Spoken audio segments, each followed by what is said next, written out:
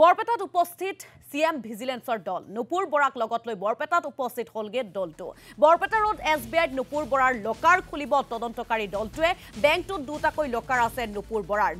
বৰাৰ নিজৰ নামত আছে এটা লকাৰ পিতৃৰ সৈতে জুটিয়াভাৱে আছে আনটো লকাৰ দুইটা লকাৰতে মূল্যবান অলংকাৰ থকাৰ সন্দেহ প্ৰকাশ কৰিছে আমি ইতিমধ্যে জনাইছো এটা গুৰুত্বপূৰ্ণ খবৰ যেহেতু এগৰাকী এছিএছ বিষয়া নুপুৰ বৰাৰ বিৰুদ্ধে কেতবোৰ বিস্ফোৰক অভিযোগ উত্থাপন হোৱা দেখিবলৈ পোৱা গৈছিল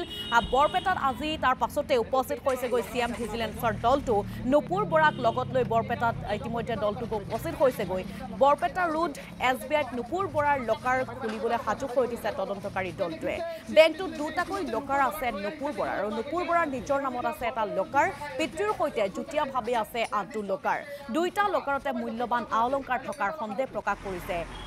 সিএম ভিজিলেন্সে আৰু আমি অধিক তথ্য জানিম আমাৰ সাংবাদিক অনুপম অনিৰুদ্ধ ফোনযোগে সংযুক্ত হৈছে অনুপম অনিৰুদ্ধ যেহেতু আজি সিএম ভিজিলেন্সৰ দলটো উপস্থিত হৈছে এটা জেৰা চলাব জেৰাৰ অন্তত হয়তো বহুতো বিস্ফোৰক তথ্য পোহৰলৈ অহাৰ সম্ভাৱনা আছে আৰু এছবিআইৰ আজি যি লকাৰ সেই লকাৰ খুলিবলৈ আগবাঢ়িছে গতিকে আৰু বহুতো মূল্যবান নথিপত্ৰ হওক বা টকা পইচা ওলোৱাৰ সম্ভাৱনা আছে অনুপম হয় এইটো ইতিমধ্যে কিছু সময় পূৰ্বে সিএম ভিজিলেন্সৰ দল বৰপেটা ৰোডত উপস্থিত হৈ তেওঁলোকে ইয়াত যে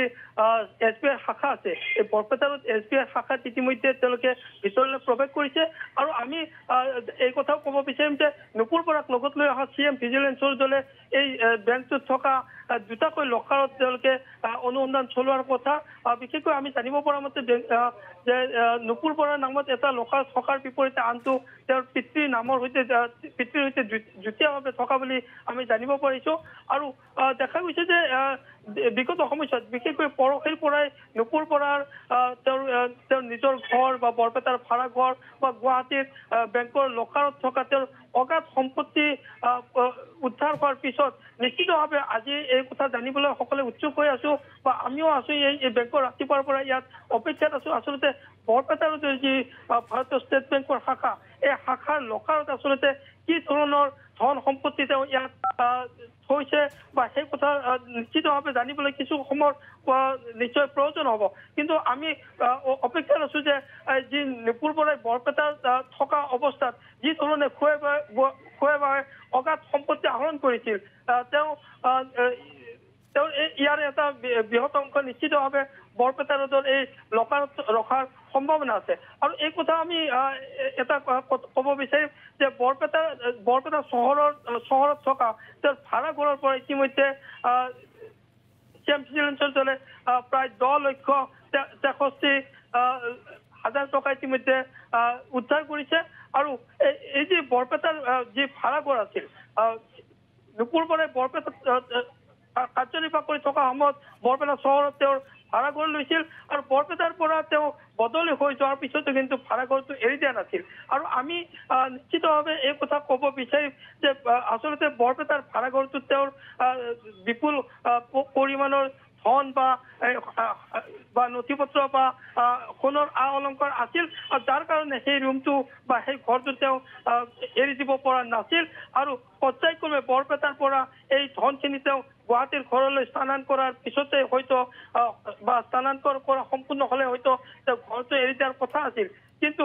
তেওঁৰ এই বৰপেটাৰ ভাড়া ঘৰত থকা অগাধ সম্পত্তি গুৱাহাটীলৈ ঘৰলৈ স্থানান্তৰ কৰাৰ পিছতে সিএম ভিজিলেন্সৰ তদন্তত ইতিমধ্যে সেই ধনসমূহ ইতিমধ্যে উদ্ধাৰ হৈছে আৰু এই কথাও ক'ব বিচাৰিম যে আচলতে যদিও নুপুৰ বৰা গৰৈমাৰীৰ ৰাজচক্ৰত শেহতীয়াভাৱে তেওঁ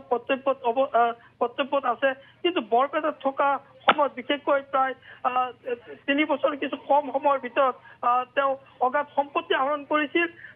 বিশেষকৈ মাটি বাৰী সংক্ৰান্ত বিভিন্ন কাম কাজৰ লগতে বিশেষকৈ ৰাজ্য চৰকাৰৰ যি আচলতে নিষেধাজ্ঞা আছিল যে বৰপেটা চহৰৰ 5 কিলোমিটাৰৰ বেখাৰদৰ মাটি আন লোকৰ বা বিশেষকৈ আন সম্প্ৰদায়ৰ লোকলৈ হস্তান্তৰ যি নিষেধাজ্ঞা আছিল সেই নিষেধাজ্ঞা আওকাণ কৰি কেৱল ধনৰ লালসতে সেই ধৰণৰ মাটিও কিন্তু তেওঁ আন লোকলৈ হস্তান্তৰ কৰিছিল যিটো আচলতে ৰাজ্য চৰকাৰ বা মুখ্যমন্ত্ৰীৰ দৃষ্টিগোচৰ হৈছিল আৰু এই এনেকুৱা কথাবোৰ পোহৰলৈ অহাৰ পিছতে নুপুৰ বৰাৰ ওপৰত মুখ্যমন্ত্ৰী বা চৰকাৰৰ দৃষ্টি পৰিছিল আৰু বিগত প্ৰায় 6 মাহ ধৰি মুখ্যমন্ত্ৰীৰ নজৰত থকাৰ পিছত শেহতীয়াভাৱে নুপুৰ বৰা চিএম ভিজিলেন্সৰ জালত পৰিল আৰু আচলতে বিগত সময়ছোৱাত তেওঁ বিশেষকৈ কাৰ্যনিৰ্বাহ কৰি থকা অৱস্থাত বৰপেটাত যি ধৰণে এক অৰাজকতাৰ সৃষ্টি কৰি তেওঁ এই ধৰণে বিশাল সম্পত্তিৰ পাহাৰ কৰিবলৈ সক্ষম হৈছিল। এই উদ্ধাৰ হোৱা যি বিপুল পৰিমাণৰ ধন বা তেওঁৰ ধন সম্পদ এই সময়ে প্ৰমাণ কৰে। অনুভৱ আপোনাক আমি আকৌ পৰৱৰ্তী সময়ছোৱাত সংযুক্ত কৰাম, আপোনাৰ জৰিয়তে আমি তথ্যসমূহ জানি যোৱাৰ চেষ্টা কৰিম। এনেদৰে দেখিবলৈ পোৱা গৈছে বৰপেটাত নুপুৰ বৰাক লৈ চিএম ভিজিলেন্সৰ দলগৈ উপস্থিত হৈছে। যিহেতু অসম সামৰিক সেৱাৰ এগৰাকী বিষয়া নুপুৰ বৰাৰ খবৰে এতিয়া ৰাজ্যত খলকনিৰ সৃষ্টি কৰিছে। গুৱাহাটী আৰু বৰপেটাৰ দুই ঘৰৰ পৰা মুঠ প্ৰায় 2 কোটি টকাৰ নগদ ধন আৰু লগতে সোণৰ অলংকাৰ উদ্ধাৰ হোৱাৰ পাছতেই সোমবাৰে দেখিবলৈ পোৱা গৈছিল বিশেষ তদাৰকী কোষে তেওঁক গ্ৰেপ্তাৰ কৰিছিল। আৰক্ষী যি অভিযান আছিল সেই অভিযানৰ সময়ত আচলতে গুৱাহাটীৰ নুপুৰৰ ঘৰৰ পৰা নগদ 92 লাখ টকা আৰু লগতে 1 কোটি টকাৰ গহনা উদ্ধাৰ কৰিবলৈ সক্ষম হৈছিল আৰু বৰপেটাৰ ভাড়াঘৰৰ পৰা দেখিবলৈ পোৱা গৈছিল প্ৰায় 10 লাখকৈ টকা উদ্ধাৰ কৰিছিল। আৰু যিহেতু এনেদৰে এতিয়া চিএম ভিজিলেন্সৰ দলগৈ উপস্থিত হৈছে নুপুৰ বৰাক লগত লৈ, আজি চিএম ভিজিলেন্সে নুপুৰ বৰাৰ বৰপেটাৰ SBIত থকা লকাৰ খুলিব। গতিকে বহুতো ধন সম্পত্তিৰ তথ্য কিন্তু পৰৱৰ্তী সময়ত পোহৰলৈ অহাৰ সম্ভাৱনা আছে।